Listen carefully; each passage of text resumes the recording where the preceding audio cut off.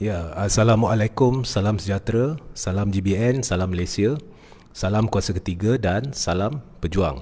Okey. Baik, hari ini seperti biasa ya, kalau ada gangguan jangan ke mana-mana, cuma refresh page ni dan saya akan ulang siaran. Okey. Jadi ini adalah satu siri live. Saya hanya bertujuan untuk memberi pencerahan dan pemerincian berkenaan dengan isu-isu semasa bersangkut paut dengan politik yang saya akan buat setiap hari pukul 10.30 malam. Hari ini minta maaf lambat sedikit sebab tadi saya ada seperkara nak uruskan. Jadi kita mulakan. Tajuk hari ini adalah kedudukan Muhyiddin setakat hari ini. Okey, banyak sangat soalan berkenaan dengan undi tidak percaya, banyak soalan yang timbul berkenaan dengan apa yang akan berlaku sekiranya bajet diluluskan, sekiranya tidak diluluskan dan sebagainya. Jadi hari ini saya akan menjawab sejelas-jelas yang mungkin supaya anda faham. Kejap ya. Baik. Saya akan jelaskan supaya anda faham apa maksudnya sekiranya seorang ahli parlimen tidak hadir di Dewan Rakyat. Bagaimana kita nak anggap ketidakhadiran itu dari segi soal kedudukan kerajaan dan sebagainya. Semuanya saya akan jawab hari ini sebab banyak maklumat ataupun pencerahan yang saya nampak sama ada terkhilaf atau disengajakan palsu. Jadi sebelum saya teruskan, nombor satu, saya galakkan anda scroll ke bawah dan lihat live saya semalam sebab pencerahan saya semalam tu agak penting ya. Okey. Agak penting untuk siri ini.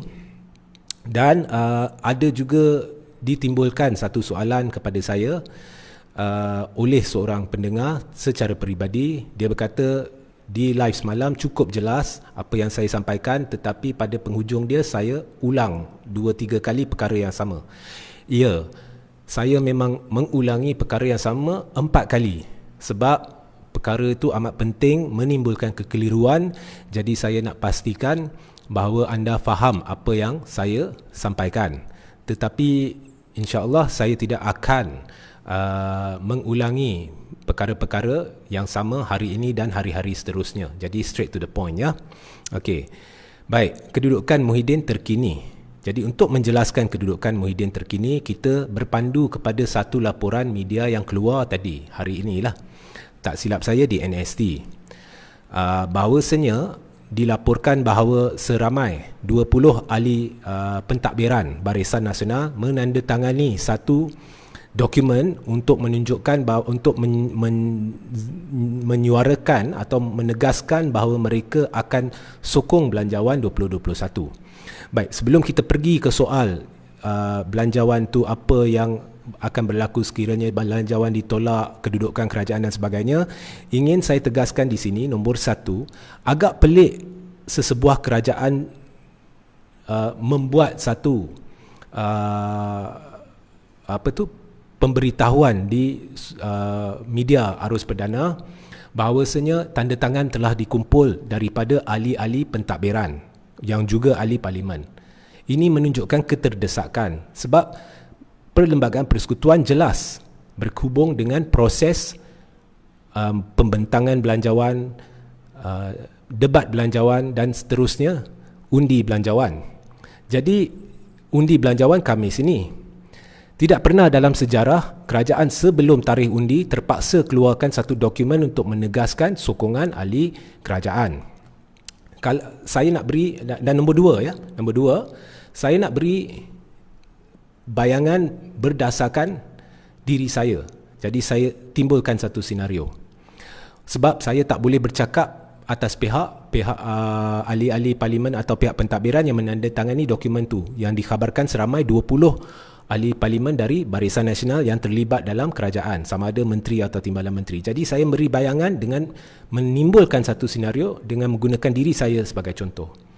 Jadi andai kata saya ini adalah ahli pentadbiran, saya ini adalah menteri, okey, dan saya tahu Barisan Nasional ni dah terpecah kepada tim A dan tim B. Saya tahu berkemungkinan besar belanjawan tidak akan diluluskan, tetapi saya tidak boleh pasti. Sebab saya tahu Anwar Ibrahim mungkin akan melakukan sesuatu yang tidak dijangkakan untuk menghalang perkara-perkara tertentu. Jadi mungkin dia bersama 20 ahli parlimen daripada PKR contohnya akan menyokong belanjawan. Jadi saya tidak tahu, mungkin akan ada kejutan di mana belanjawan diluluskan walaupun saya dari Barisan Nasional tidak ingin luluskan belanjawan tu. Jadi saya tidak akan ambil risiko terlalu awal. Jadi apabila Muhyiddin meminta ahli-ahli pentadbiran dari Barisan Nasional yang juga ahli parlimen untuk menandatangani satu dokumen untuk menunjukkan bahawa mereka sokong belanjawan.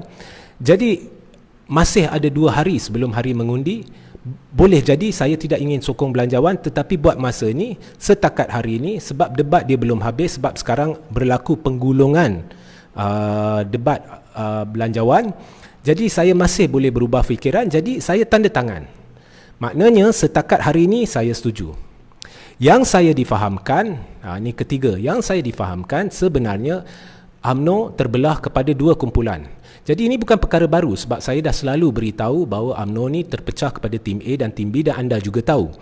Tim A diterajui oleh Najib dengan Zahid dan merupakan golongan minoriti, hanya disokong oleh antara 9 hingga 10 ahli parlimen. Tim B pula majoriti dan sepadu di belakang Tengku Razali Hamzah. Tetapi itu dari segi politik parti. Sekarang ni ada satu lagi perpecahan yang bukan bersandar kepada tim A dan tim B, iaitu golongan yang ingin sokong belanjawan dan golongan yang tidak ingin sokong belanjawan. Jadi kita lari sedikit daripada tim A dan tim B itu. Ini khusus perpecahan dari segi sokongan terhadap belanjawan. Kerana ada hampir semua ahli parlimen dalam UMNO tidak bersepakat dengan Tan Sri Muhyiddin Yassin dan inginkan dia berundur. Tetapi ada satu golongan yang tidak ingin kerajaan runtuh buat masa ni sebab pencaturan mereka belum selesai, dan mereka tahu bahawa sekiranya kerajaan runtuh hari Khamis, gandingan ini dengan itu atau orang ini akan jadi Perdana Menteri, dan mereka ingin mengelakkan perkara itu. Jadi banyak sebab mereka tidak ingin belanjawan gagal. Dan ada satu kumpulan yang tak kisah, dia orang nak belanjawan gagal atas beberapa faktor. Antaranya, belanjawan ini bukannya menitik beratkan isu rakyat. Dia lebih kepada belanjawan yang berbaur politik. Pengagihan dana juga dilihat lebih cenderung ke arah kementerian-kementerian tertentu yang disyaki adalah sebagai persediaan untuk kerajaan menghadapi pilihan raya umum ke-15, dan dana ini berunsur menyokong propaganda. Dan juga kegagalan Muhyiddin untuk membenarkan usul tidak percaya dibentangkan di Dewan sebagai agenda utama menyebabkan pihak-pihak yang berkaitan terpaksa mematuhi proses demokrasi untuk menggunakan belanjawan yang memang mereka rasakan tersasar, ya, unjuran-unjuran tersasar dan agensi-agensi yang pelik diberikan dana ni tak nampak untuk memerangi COVID, ya. Jadi mereka akan gunakan benda ni untuk sekaligus menyatakan bahawa mereka tidak percaya terhadap Muhyiddin. Jadi dia terbelah kepada 2. Dan yang saya difahamkan sehingga hari ini, hampir atau melebihi 20 ahli parlimen dari UMNO tidak akan sokong belanjawan. Ini yang saya difahamkan. Ini bukannya saya beritahu bahawa ini adalah fakta yang anda perlu dengar dari Regi Jessie Ritaudin. Bukan. Okay? Sebab apabila anda mendengar pencerahan saya, ianya berdasarkan apa yang saya difahamkan, ianya juga berunsur pendapat dalam isu ini. Baik.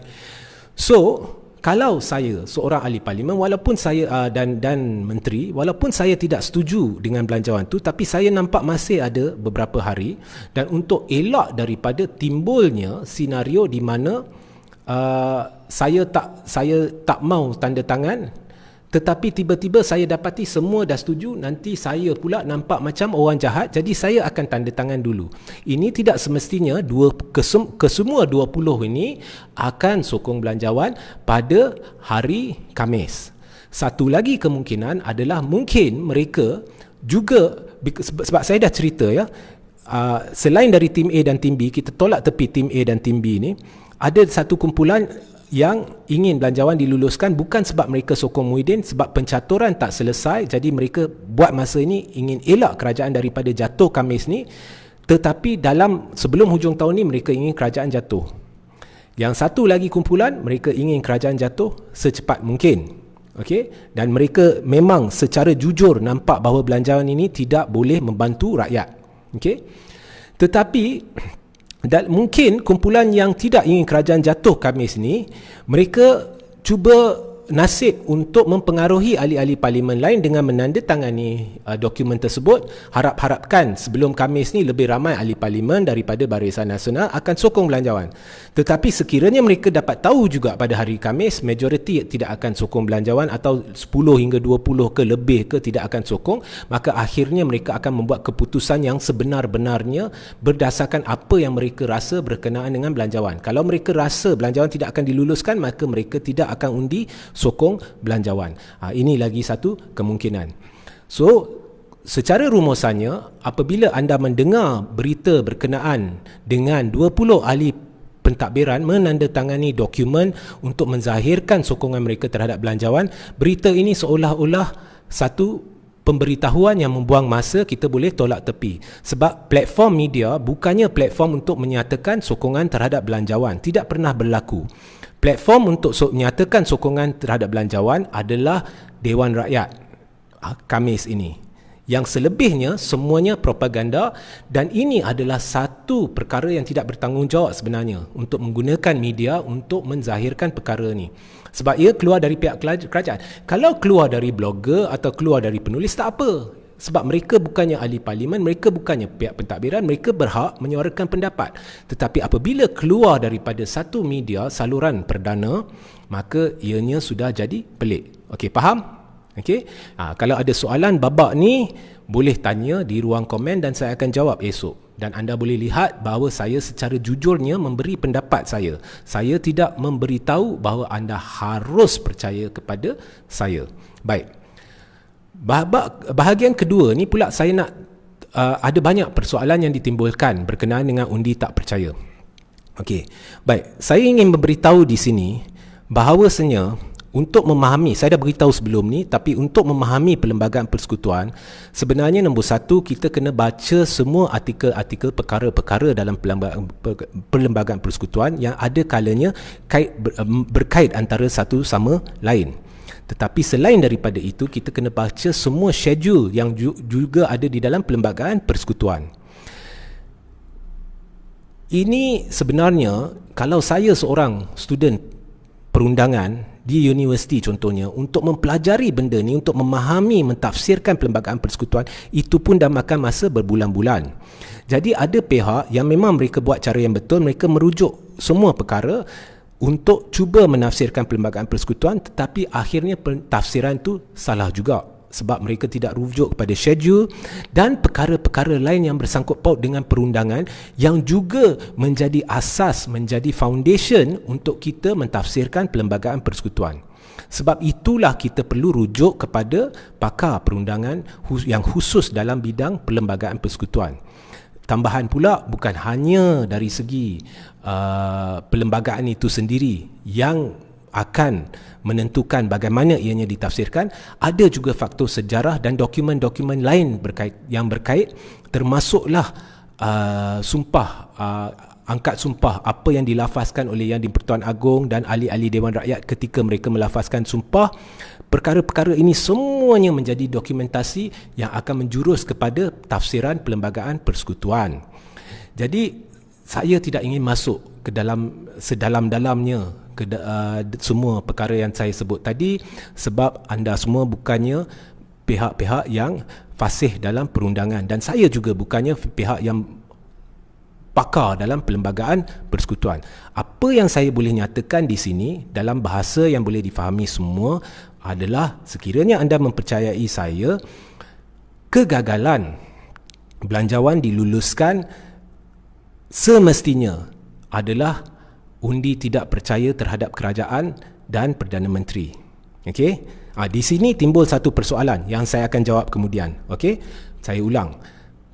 Seandainya belanjawan gagal, ianya semestinya sama dengan undi tidak percaya terhadap kerajaan dan Perdana Menteri. Dan dalam situasi ini, Perdana Menteri ada dua pilihan. Dia memang wajib letak jawatan, sebab kerajaan memang automatik tidak berfungsi, tidak mempunyai kuasa untuk mentadbir kerajaan negara. Dan Perdana Menteri pun sama. Tetapi Perdana Menteri boleh, dia ada option untuk menasihati Yang di-Pertuan Agong untuk bubar parlimen. Tetapi Yang di-Pertuan Agong ada kuasa untuk menidakkan permintaan itu, iaitu menangguhkan permintaan itu. Dalam senario ini, jadi kita terpaksa balik kepada hakikat bahawa kerajaan tidak lagi berfungsi dan Perdana Menteri terpaksa letak jawatan atau boleh dianggap sebagai tidak menjadi Perdana Menteri lagi. Dan pada ketika itu sama ada akan berlaku pelantikan Perdana Menteri interim sementara menunggu pilihan raya umum ke-15 ataupun pelantikan Perdana Menteri baru sehingga pilihan raya sehingga parlimen dibubarkan pada tahun 2023 secara wajib. Okey.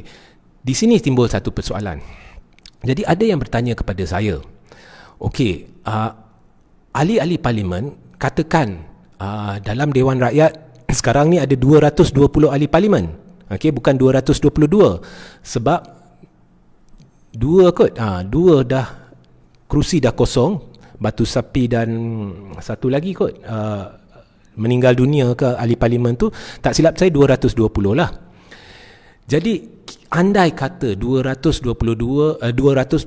ahli parlimen hadir. Okey, undian adalah berdasarkan kehadiran dalam Dewan Rakyat. Okey, andai kata kesemua 220 hadir, maka untuk belanjawan lulus apabila pengundian dibuat, kerajaan wajib mendapat 220 bahagi 10 berapa? 110. Maka kerajaan wajib dapat 111 undi. Okey? Dan jika kerajaan dapat 111 undi, maka belanjawan lulus. Tetapi jika kerajaan dapat 109 undi, belanjawan gagal. Okey. Saya beri satu contoh lain. Esok Khamis ni katakan 100 sahaja ahli parlimen hadir. Maknanya 120 tidak hadir. Okey. Jadi 120 tidak hadir, kita tak perlu pertimbangkan pendapat mereka kerana sekiranya mereka benar-benar ingin menyatakan kepercayaan mereka terhadap kerajaan atau tidak, mereka wajib hadir. Apabila mereka tidak hadir, maka mereka sebenarnya tak kisah atau tak bertanggungjawab untuk menghadiri untuk menyatakan sokongan mereka terhadap kerajaan atau tidak. Jadi kita tak perlu bimbangkan apa pendapat mereka. Kita fokus yang hadir. Maknanya sekiranya 100 hadir, jadi macam mana kiraan dia? Okey, 100 bahagi 2 dapat 50. Maka kerajaan wajib dapat 51 undi untuk belanjawan lulus. Okey? Maknanya jika kerajaan dapat 51 undi, belanjawan lulus. Jika kerajaan dapat 49 undi, kerajaan gagal.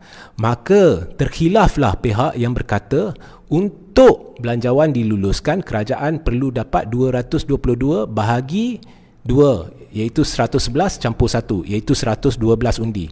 Kerana mereka membuat kiraan berdasarkan keahlian dalam Dewan Rakyat. Itu salah. Kita hanya berdasarkan bilangan yang hadir. So saya ulang, sekiranya 100 hadir, jadi kerajaan wajib dapat 51 undi untuk belanjawan lulus. Jadi sekiranya kerajaan dapat 49 undi, belanjawan gagal. Okey. Now, bilakah ianya undi percaya dan bilakah ianya undi tidak percaya? Ini lagi satu soal. Okey. Jadi sekiranya belanjawan lulus, okey, sekiranya belanjawan lulus, 100 ahli parlimen hadir, kita berpandu kepada senario di mana hanya 100 ahli parlimen hadir. Jadi sekiranya 100 ahli parlimen hadir dan kerajaan mendapat undi 51 atau belanjawan 2021 mendapat undi 51, maka belanjawan itu lulus. Tetapi kerajaan tidak boleh berkata undi 51 itu adalah undi percaya. Kerajaan tak akan tumbang sebab belanjawan lulus. Sebab daripada 100 yang hadir, belanjawan dapat 51 undi. Maknanya belanjawan lulus. Dan jika belanjawan lulus, kerajaan tidak tumbang. Hari Khamis ni lah dia tidak tumbang. Soal lepas tu dia akan tumbang ke tidak, saya tak nak masuk dalam video ni. Jadi kerajaan tidak akan tumbang. Tetapi undi 51 itu tidak boleh ditafsirkan sebagai undi percaya. Okey. Tetapi ini korang kena faham. Tetapi sekiranya 100 ahli parlimen hadir Tetapi kerajaan dapat 49 undi, maknanya belanjawan gagal.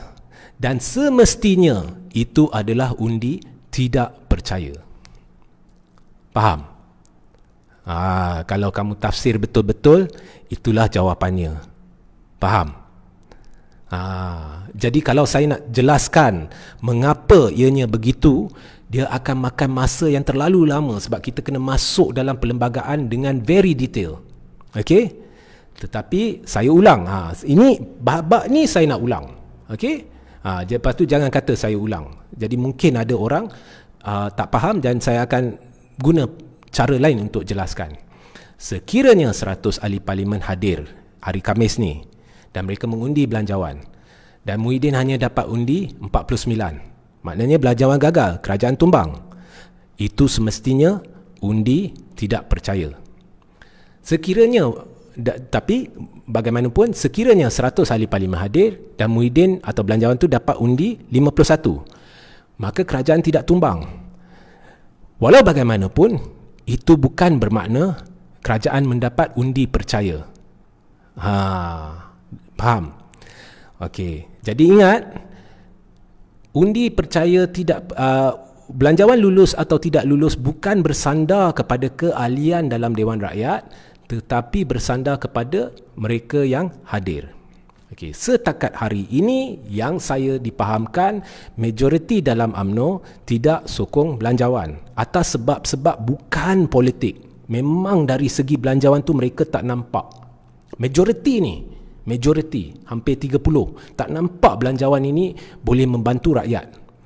Tetapi daripada 30 tu, ada yang ingin belanjawan diluluskan setakat ini untuk elak kerajaan jatuh Khamis ni juga.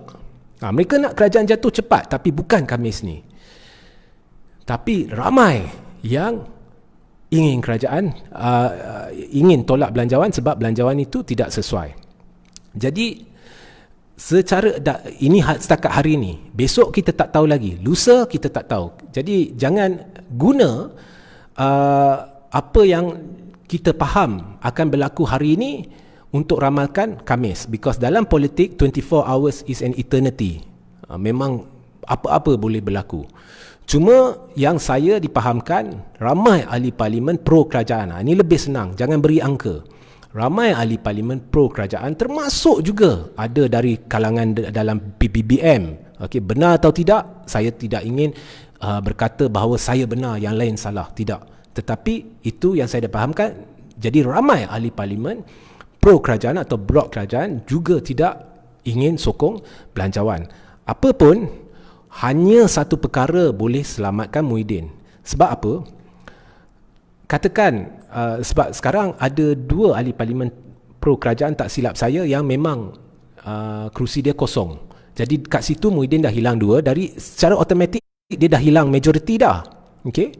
Jadi sekarang nasib Muhyiddin berpandu kepada bilangan ahli parlimen yang hadir, ratio ahli parlimen yang hadir, dan sama ada mana-mana ahli parlimen dari pembangkang yang akan sokong belanjawan. Dari pembangkang, untuk harapkan ahli parlimen sokong belanjawan amat rumit. Tidak mustahil, tapi rumit. Sebab apa? Sekiranya ada juga pihak yang menyokong belanjawan, tetapi belanjawan tidak lulus, mereka akan disela teruk oleh penyokong mereka kerana menyokong belanjawan. Jadi itu adalah risiko yang amat berat yang perlu diambil oleh pembangkang. Tetapi nothing is impossible. Jadi undi belanjawan dari pembangkang sahajalah yang boleh menyelamatkan Muhyiddin.